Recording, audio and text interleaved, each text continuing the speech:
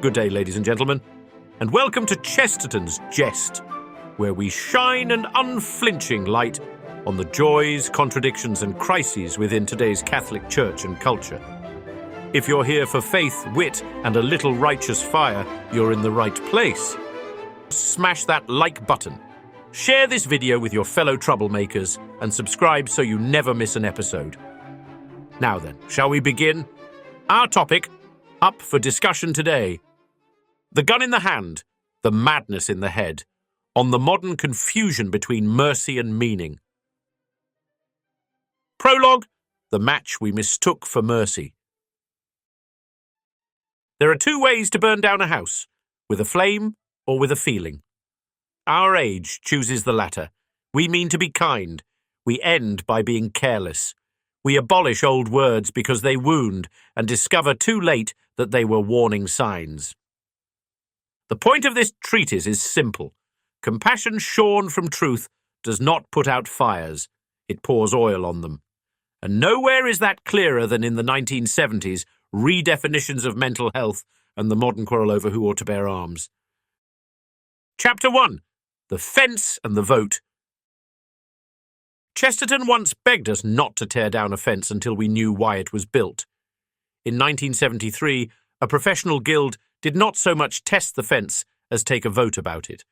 Homosexuality, long treated, rightly or wrongly, as a disorder in the manuals of the day, and a sin in the catechisms of many centuries, was recast as normal, not by the discovery of a new chromosome, but by the discovery of a new compassion. The subsequent revision that shifted gender identity disorder to gender dysphoria likewise emphasized distress rather than disorder. Not because nature had changed, but because nomenclature had. The vote was pastoral. The science was secondary. If that is progress, it is progress by plebiscite. Chapter 2. Sentiment versus sanity. Orthodox Catholic reasoning begins where sentiment ends, with reality. Moral theology distinguishes persons, who are to be loved, from acts, which may be sinful, and from conditions, which may be disordered. The tradition never said a person is abhorrent. It said certain uses of our powers are. It also never said compassion is optional. It said compassion must be yoked to truth. When the manuals changed their words, without first clarifying their metaphysics, what a human is, what the body means, what the passions are for, we traded a vocabulary of defects for a fog of euphemisms. Fog is merciful to the eyes and murderous on the road. Chapter 3. The Law and the Lunatic and the Loophole. The civil law, slower than sentiment, still speaks in flinty syllables. Under federal statute, the citizen who has been adjudicated dangerous, incompetent, or involuntarily committed is barred from possessing firearms. Note the verb adjudicated. A diagnosis does not disarm, a judge does. This is both prudent and perilous. Prudent, because the state ought not strip rights on rumour. Perilous, because families frequently see the storm gathering long before any court does. Our culture declared that almost nothing is disordered. Our code declares that only a courtroom can say so. Between those two declarations, tragedies fit neatly. Chapter 4. Headlines and Outliers. Recent years have featured rare but sensational cases of mass shooters identifying as transgender. The novelty was irresistible to a press that prefers spectacle to scale. Yet the numbers remain stubborn. Such perpetrators are a vanishing fraction of mass shooters, while transgender people are disproportionately victims of gun homicide, especially Black and Latina women. A Catholic mind holds both truths. Identity does not predestine violence. Dignity does not preclude disorder. To pretend either truth cancels the other is not compassion. It is confusion. Chapter 5. Guns and Ideas. We argue whether guns kill people or people kill people.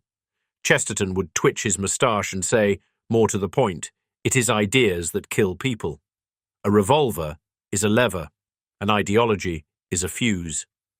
The modern killer is too often the man who has lost everything except his reason, logical in his cruelty, meticulous in his plans, and divorced from the common meanings that knit a soul to the real. If the mind grips a falsehood with religious fervour, be it a nihilism that worships notoriety or a creed that calls the body irrelevant, the hand will tighten on steel. The cure for bad ideas is not only fewer levers, it is truer first principles. Chapter 6.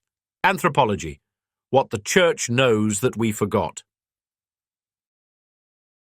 Catholic orthodoxy begins with a cheerful axiom: reality is real. The human person is a unity of body and soul. The body is not a costume, but a sign. Appetites are not tyrants to enthrone, but energies to order. Freedom is not aimless choice, but the power to choose the good.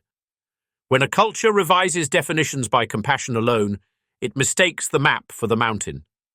We then try to heal interior anguish by renaming it, and to reconcile the soul to the body by denying the body's meaning.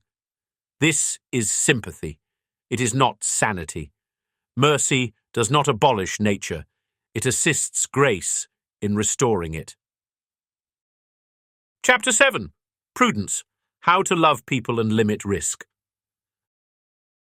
A Catholic account is not a crusade against persons.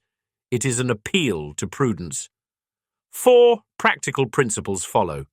Identity-neutral risk, behavior-based safeguards.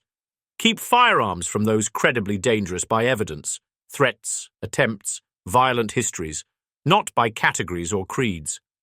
Well-crafted extreme risk processes, with due process, narrow scope, and short duration, can honour subsidiarity empowering families and local authorities to intervene before a catastrophe.